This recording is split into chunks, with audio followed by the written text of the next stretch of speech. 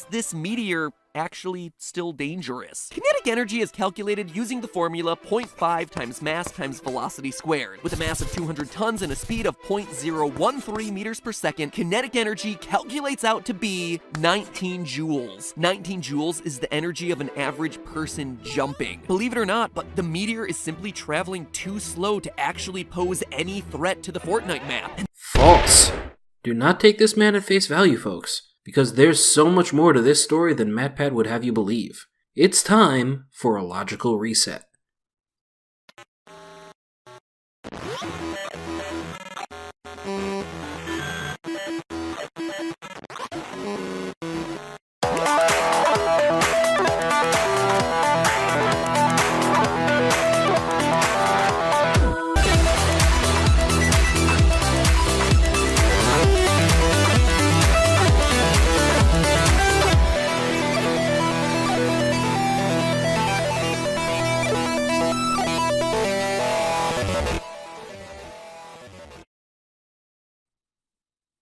Hello and welcome to Logical Reset. I'm Dulcet, the pony of harmonics, and you may be asking what a pony knows about game theories.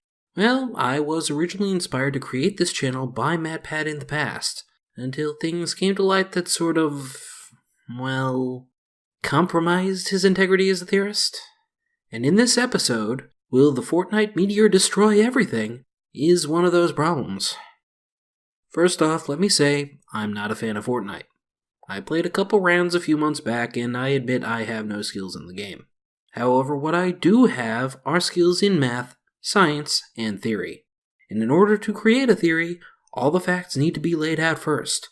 And there is a big, and I mean big, omission to Matpat's claim. In the video, he states that the energy of this meteor is 19 joules, based on the speed of the projectile. However, that's the speed of the projectile in free space with no forces acting on it. The moment it gets caught in the Earth's gravity well, it begins to experience pull, and thus accelerates. By the time it reaches re-entry, it is fully affected by the Earth's pull, and thus creates re-entry velocity. The re-entry velocity, at bare minimum, is 11 kilometers per second, the exact same amount as escape velocity. Now, you may be asking how I know this. Well, as it turns out, I found the website Matpat used to calculate everything, and it says on the page directly that, quote, the minimum impact velocity on Earth is 11 kilometers per second. Typical impact velocities are 17 kilometers per second for asteroids and 51 kilometers per second for comets, end quote. The fact that there is a minimum velocity was omitted from Matpat's investigation, and changes the factors in this equation drastically. If we plug in the same values he said in the video, adjusting for metric conversions, the energy contained before initial re-entry is 1.64 times 10 to the 15th joules, nearly 400 kilotons of TNT, or the equivalent to 20 nuclear bombs dropped on Nagasaki before re-entry. And what's even more fascinating about this is that wouldn't even matter.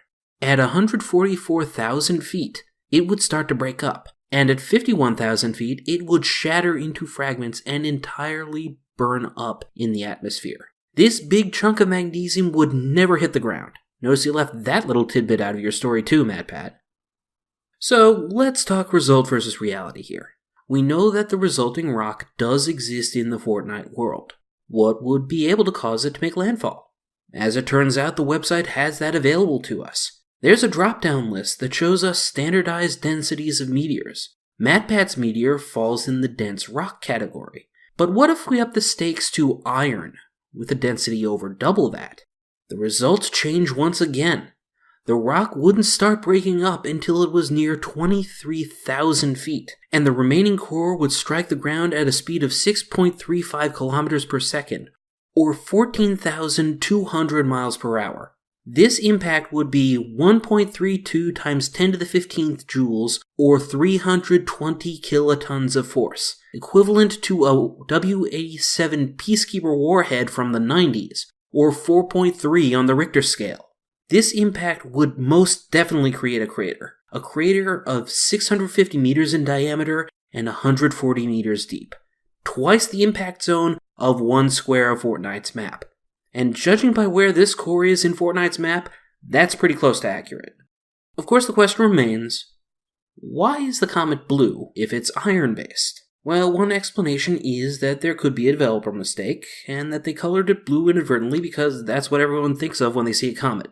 But if we want to think scientifically, that's based on one major factor: the blue shift. Remember, the atmosphere is clear, but light bends in such a way to make it appear blue when you look up at it. It's called a prismatic effect.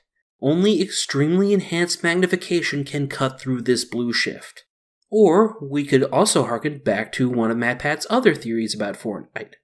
Venus used to be just like Earth, and that is the story that Epic Games can tell through Fortnite. One of a young terraformed Venus, and Earth 1.0 being destroyed by a rampant storm, a planet that humans need to rocket off of and escape from, either to Earth or to Mercury. It happens on Venus. The vernal shift doesn't work in the same way, causing colors in the sky to appear differently. In addition, the crater would be slightly smaller because the re-entry velocity would be 10 kilometers per second instead of 11. In the end, Matpat's claim that the rock would just hit the Earth with little to no harm is about as far from the truth as can be. Without taking into account re-entry velocity, this theory holds about as much water as Sand's ribs, and the damage to tilted towers would be total. I call upon Matpat to do something he has never done. Create a revision video that takes these factors into account, and admit he misled his subscribers by not including it. I'm Dulcet, and your logic has just been reset. Time to reboot.